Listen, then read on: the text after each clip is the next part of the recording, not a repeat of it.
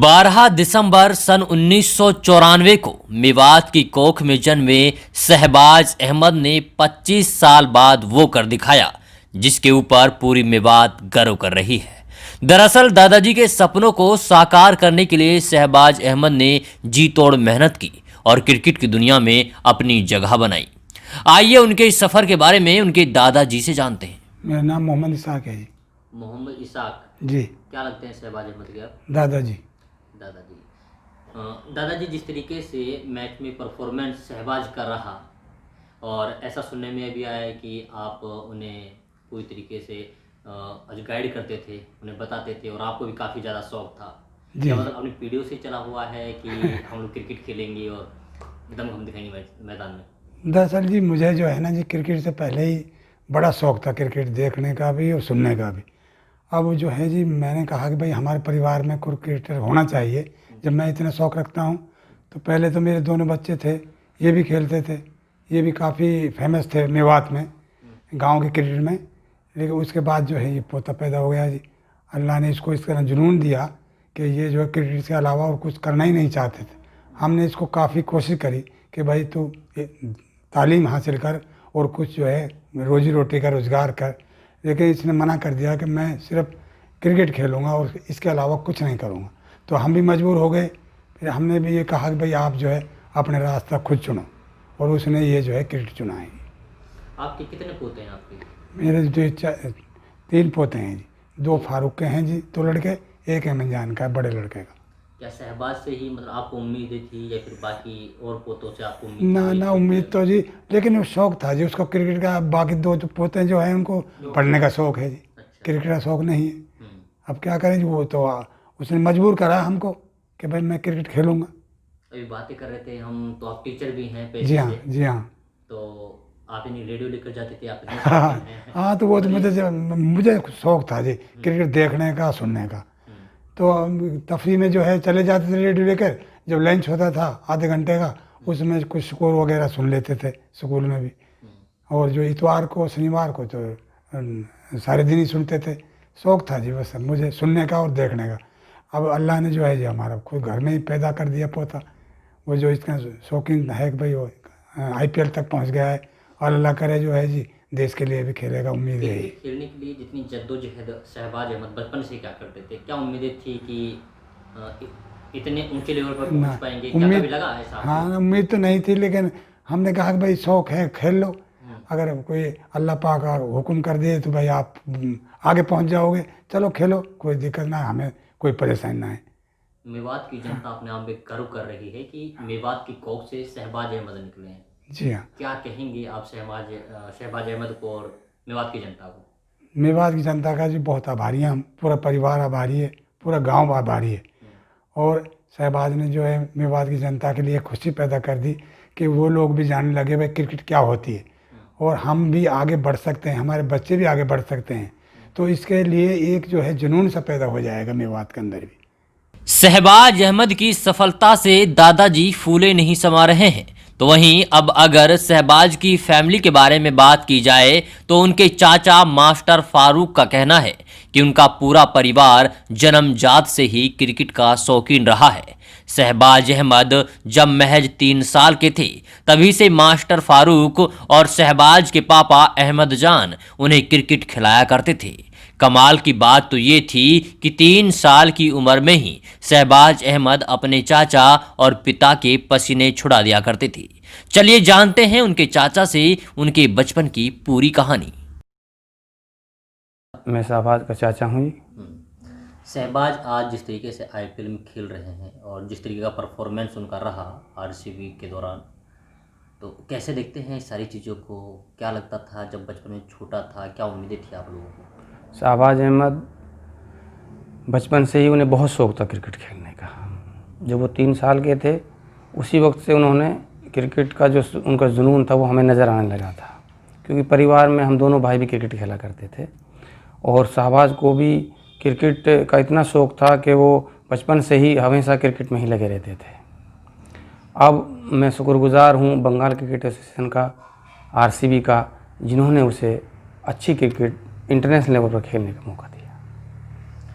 जिस तरीके की परफॉर्मेंस उनकी अभी मैदान में रही, जब आरसी का मैच वो खेल रहे थे, इतना ज़बरदस्त उन्होंने कैच पकड़ा, जिसके लिए उन्हें सम्मानित भी किया गया, 1 लाख रुपए का इनाम भी दिया गया। क्या लगता है कि पहले से ही उनकी इतनी ज़बरदस्त तरीके की फील्डिंग रही?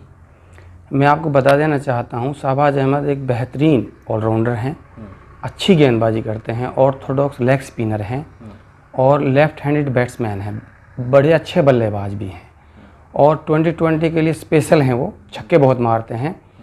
शहबाज अहमद फील्डर बहुत अच्छे हैं, इसमें कोई शक नहीं था। आरसीबी मैनेजमेंट को पहले से ही इस बात का पता था कि शहबाज अहमद बहुत अच्छे फील्डर हैं और उन्होंने जो कैच पकड़ा सीमित का, वो कैच ही नहीं पकड़ा बल्कि उन्होंने मैच पकड़ा था। लास्ट ओवर था और मुझे नहीं लगता अगर वो कैच ड्रॉप हो जाता तो आरसीबी 15-20 रन जो है राजस्थान रॉयल उस मैच में कर जाती और आरसीबी के लिए वो बहुत भारी पड़ सकता था। शहबाज अहमद बहुत अच्छे फील्डर हैं, वर्ल्ड क्लास फील्डर हैं और मुझे उम्मीद है एक दिन वो ज़रूर भारत का नाम करेंगे। क्या कहेंगे शहबाज के लिए, अब फिलहाल जिस तरीके से वो मैच खेल रहे हैं? हमें बहुत खुशी हो रही है, पूरा मेवात जो है शहबाज के इस परफॉर्मेंस पर अपने आप को गौरवान्वित महसूस कर रहा है। पूरे मेवात के लोगों को बधाइयों का तांता लगा हुआ है और हम ऊपर वाले से दुआ करते हैं कि वो आगे चलकर इससे भी अच्छा क्रिकेट खेले और अपना देश और मेवात का नाम रोशन करे। शहबाज अहमद जब हरियाणा में उनका रणजी में सिलेक्शन नहीं हुआ, वो निराश हो गए और 15-16 में बंगाल चले गए। बंगाल वहाँ जाकर उन्होंने क्लब क्रिकेट खेला और वहाँ पर उनके कोच थे पार्थो सर। हम उनके बहुत शुक्रगुजार हैं, उन्होंने उसे अपना बेटा समझकर अपने घर में रखा और वहाँ पर उन्होंने जब क्लब क्रिकेट खेला लगातार 2-3 साल उन्होंने 1500 से ज़्यादा रन बनाए और पहले साल 15-16 में उन्होंने 61 विकेट लिए, दूसरे साल में 57 विकेट लिए, 1476 रन बनाए। और जब वहाँ पर कोई क्रिकेट क्लब में ज़्यादा रन बनाता है तो उसको जो है जो बंगाल के हेड होते हैं क्रिकेट के, वो इनाम देते हैं, 5000 रुपये इनाम मिलती थी।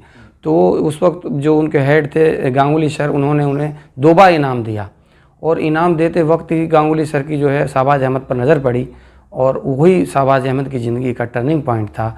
उसके बाद उन्हें जो है बंगाल की जो रणजी ट्रॉफी जो टीम है उसमें उसका सिलेक्शन हो गया।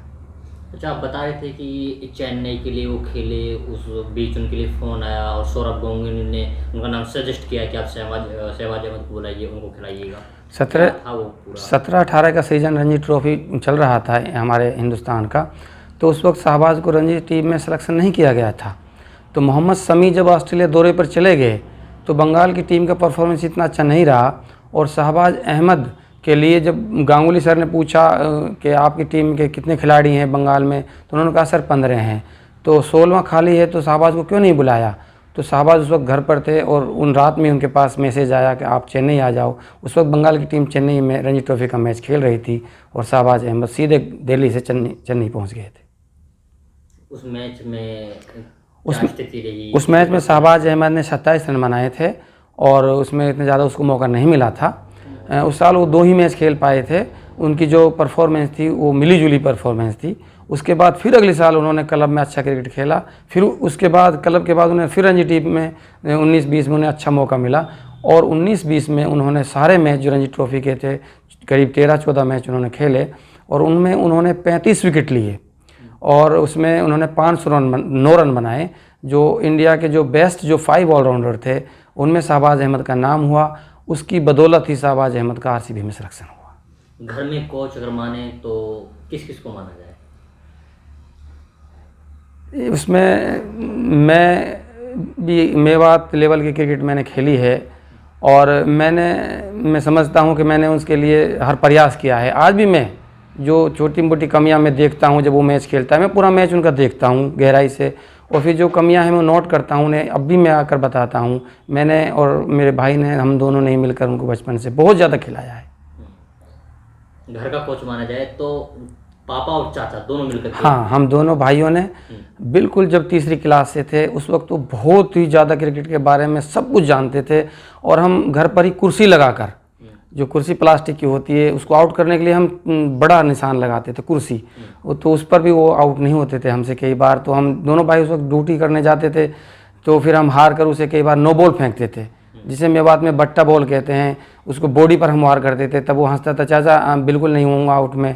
हम उसे डराते थे आउट करने के लिए, कई बार हम उन्हें छोड़ जाते थे, आउट नहीं होते थे। दादाजी के शौक को अपना शौक बना करके वो आगे चले? हाँ, शहबाज अहमद। यकीनन हमारे जो फादर थे वो जेबीटी मास्टर थे और उन्हें बहुत शौक था क्रिकेट का। उसी की वजह से लगता है कि ये हमारे अंदर ये क्रिकेट की जो शौक आया होगा और भी उसके बाद शहबाज अहमद ने वो सपना दादाजी का पूरा किया।